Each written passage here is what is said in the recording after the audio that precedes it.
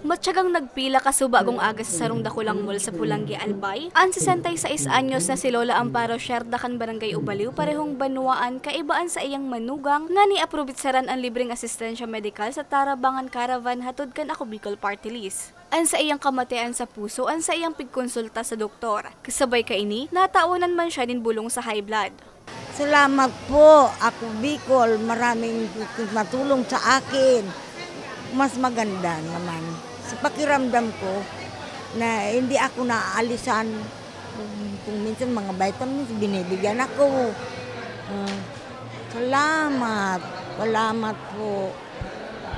Kinuan naman ka 54 anyos na si Nanay Nelda Bilyen kan Barangay Alnay ang tsansa na mapalinigan ang sa iyang ngipon asin kuko. Apwera kaya sa medical asin dental mission, igwa man ni libreng tusar, masahe, manicure asin pedicure. Nagpapasalamat po ako sa Ako Bicol na nagkaroon po ng cleaning sa ngipin at saka sa mga medical mission.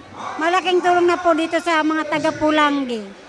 Nagkaigwa man ng local recruitment activity ang Sunwest Care Foundation Incorporated. Yaon man ang TESDA para sa mga gustong magklase ng vocational courses. Obheto kan inisyatibong ini na makapagtauning pag-alalay urog na sa mga Bicolanong nasa laylayan. Doon sa ating mga kababayan, kasi you know naman na ang hirap sa part ng mga kababayan natin, especially yung mga walang trabaho, yung mga walang mapagkukunan ng pera nila ipambayad sa pagpapa-check up o ipagpapa-hospital. 'Di ba?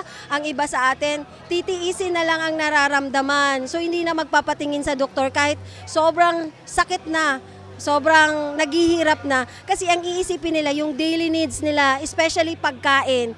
So objective talaga nito is ilapit ang services ng Ako Bicol Party List sa mga kababayan natin na naghihikahos sa buhay. Total na 500 na albayano hali sa Banuaan ang nabinipisyaran kan aktibidad. Mientras tanto, sa maabot na Hulyo 5, dadarahon man kan Ako Bicol Party List ang Tarabangan Caravan sa Tiwi, Albay. Para sa mga baratang tatak Bicol, Regine Bue.